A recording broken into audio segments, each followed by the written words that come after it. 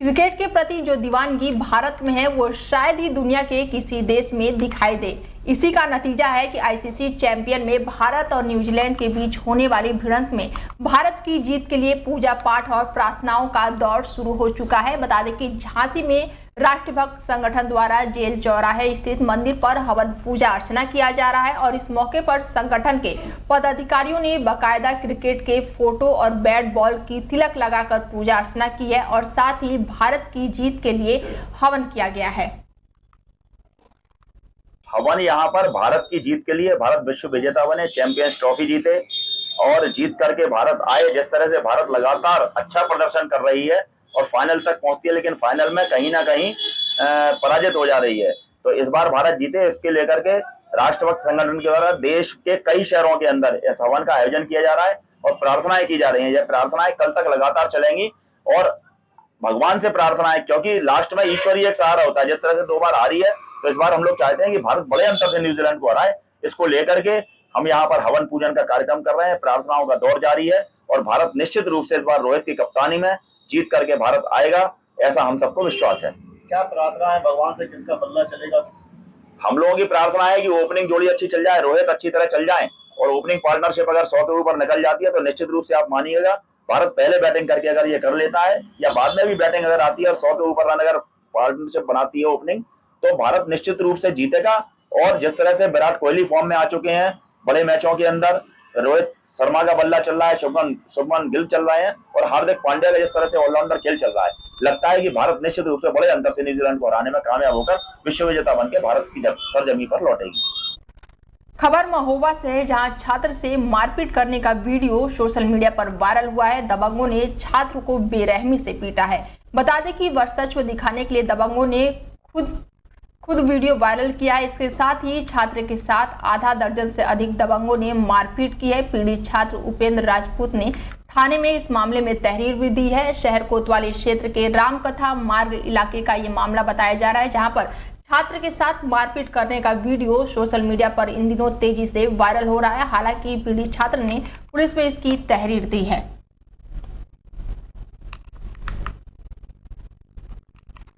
खबर आगरा से है, जहां पर पुलिस की चेकिंग के दौरान बदमाशों से मुठभेड़ हो गई है। बता दें कि बाइक सवार 3 बदमाशों ने पुलिस पर फायरिंग कर दी। इस दौरान पुलिस मुठभेड़ में बदमाश दीपक के पैर में गोली लग गई और अन्य 2 बदमाशों को पुलिस ने गिरफ्तार कर लिया। 4 दिन पहले महिलाओं से जेवरात की लूट की घटना का खुलासा किया गया था और बदमाशों के कब्जे से लूट के जेवरात, तमंचा, कारतूस और 2 बाइक भी पुलिस ने बरामद की है।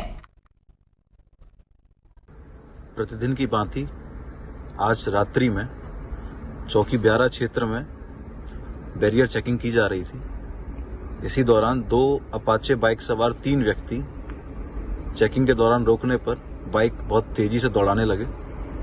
उक्त व्यक्तियों का जब पुलिस टीम द्वारा पीछा किया गया तो पीताम्बरा कोल्ड स्टोरेज से हल्का आगे जाने पर इनके द्वारा पुलिस टीम पर फायर किया गया।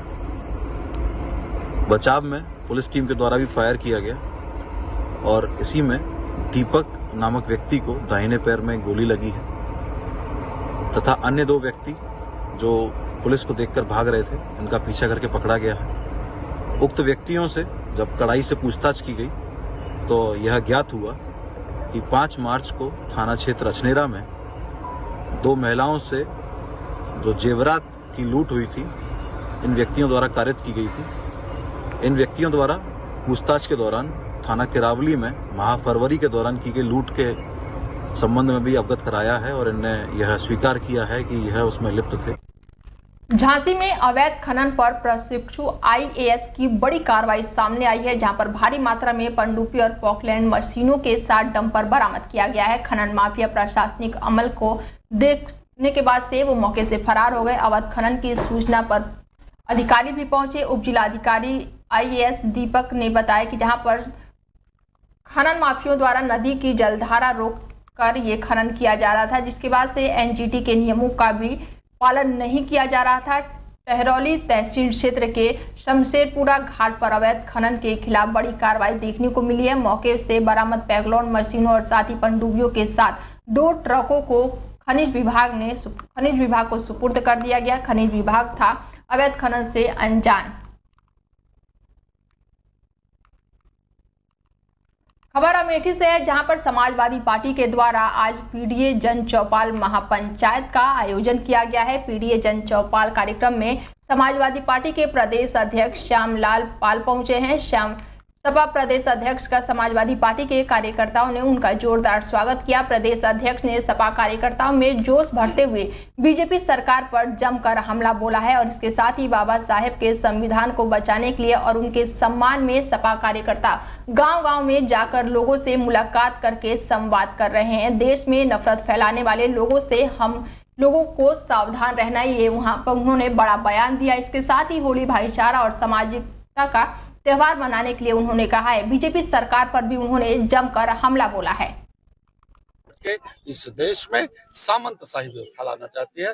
हम सामंतशाही व्यवस्था के खिलाफ, हमारी पूरी पार्टी, हमारे नेता आदरणीय अखिलेश यादव जी हैं। हम लोग भी सामंतशाहियों को इस देश में शासन सत्ता में किसी भी कीमत पर नहीं आने देंगे। अलीगढ़ मुस्लिम यूनिवर्सिटी में जिस तरीके से होली को लेकर विवाद हो रहा है, इस पर क्या कहेंगे आप? होली हमारा एक सामाजिक पर्व है। ये पर्व देश में भाईचारा देता है और भारत का संविधान भी समानता, स्वतंत्रता और भाईचारे की परिभाषा देता है। इस देश में नफरत पैदा करने वाले लोगों से हमें सावधान रहना होगा। जिन लोगों ने भाइयों में विवाद करवाया, एक जात से दूसरे जात को लड़ा, एक धर्म को दूसरे धर्म से लड़ाया, ये वसुधैव कुटुंबकम का नारा बीजेपी के लोग बोलते हैं, लेकिन वसुधैव कुटुंबकम के नारे को अपमानित करने वाले लोग एक दूसरे को बांटने और काटने का काम करते हैं। इसलिए हम समाजवादी लोग संविधान के अनुरूप काम करने वाले हैं, संविधान के आदर्शों पर चल के। फतेहपुर थाना पुलिस ने एक शातिर अपराधी को मुठभेड़ के बाद गिरफ्तार कर लिया है। बता दें कि पुलिस की संयुक्त कार्रवाई देखने को मिली है। पुलिस अधीक्षक धवल जायसवाल के निर्देश पर ये विशेष अभियान चलाया जा रहा था, जिसका सफल अनावरण किया गया है। शनिवार रविवार को मध्यरात्रि को थाना क्षेत्र के बड़ाहरा तिराहे पर पुलिस चेकिंग कर रही थी और इस दौरान बिना नंबर प्लेट की मोटरसाइकिल पर एक संदिग्ध व्यक्ति पहुंचा।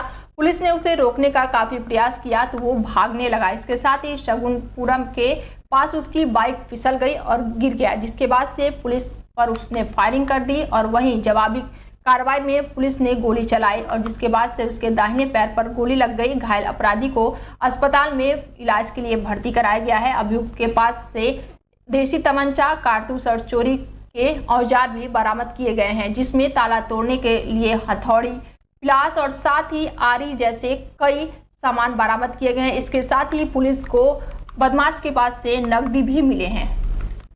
जनपद फतेहपुर में पुलिस अधीक्षक महोदय के निर्देशन में वांछित अभियुक्तों और पुरस्कार घोषित अपराधियों के विरुद्ध चेकिंग अभियान चलाया जा रहा था। इसी क्रम में थाना आंग पुलिस व इंटेलिजेंस टीम द्वारा थाना आंग अंतर्गत बड़ा तिराहे के पास चेकिंग की जा रही थी। इसी दौरान एक व्यक्ति बिना नंबर प्लेट की बाइक से आता हुआ दिखाई दिया। संदिग्ध प्रतिद्वंदी ने जब से रोकने का प्रयास किया गया तो बाइक मोड़ करके वापस लौटने लगा।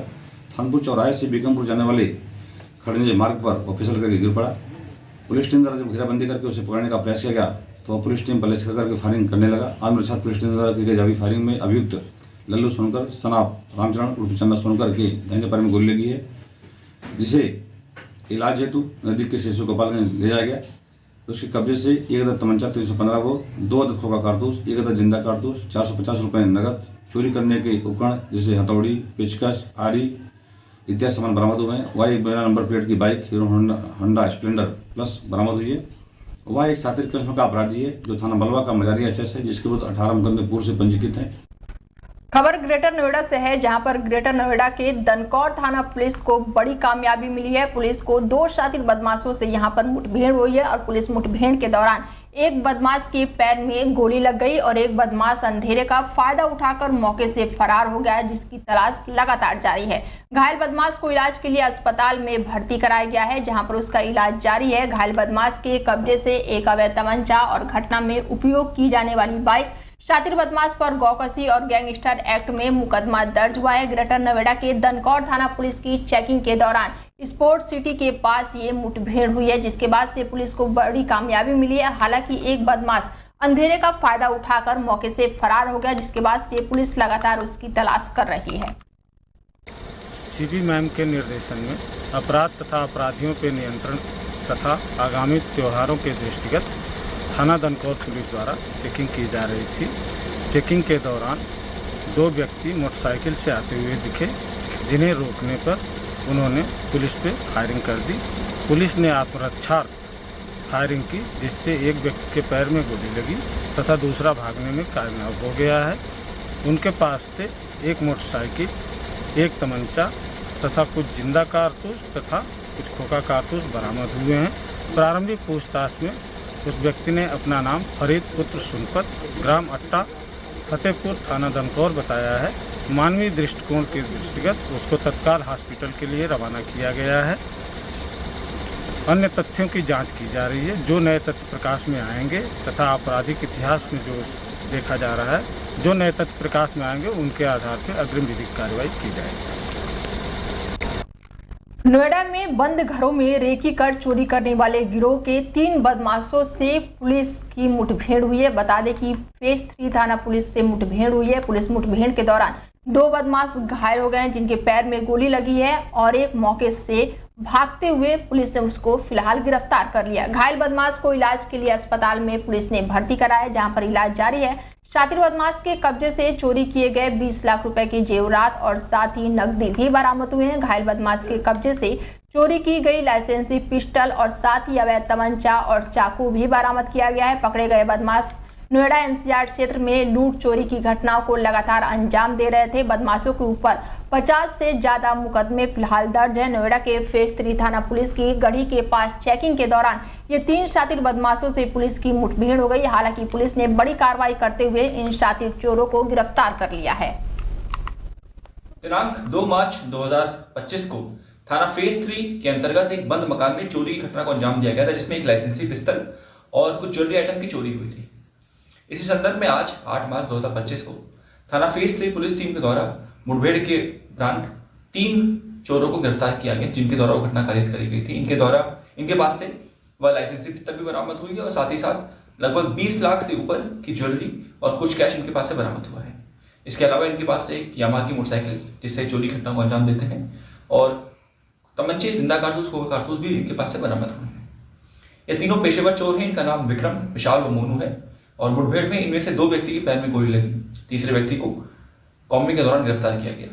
इन तीनों के ऊपर काफी मुकदमे पूर्व के मिले हैं और ये मूल रूप से राजस्थान के निवासी हैं। घायलों को अस्पताल में भेजा जा रहा है। बारात में आए युवक का शव मिलने से इलाके में हड़कंप मच गया। बता दें कि युवक की हत्या की आशंका जताई जा रही है। बारात कानपुर से आई थी और युवक कानपुर से बताया जा रहा है। झाड़ियों के पास युवक का शव पड़ा हुआ मिला। इसके साथ ही खाने को लेकर किसी बात पर युवक की कहासुनी हो गई थी। पुलिस ने शव को कब्जे में लेकर पोस्टमार्टम के लिए भेज दिया है और मामले की जांच पड़ताल में फिलहाल पुलिस जुट गई है।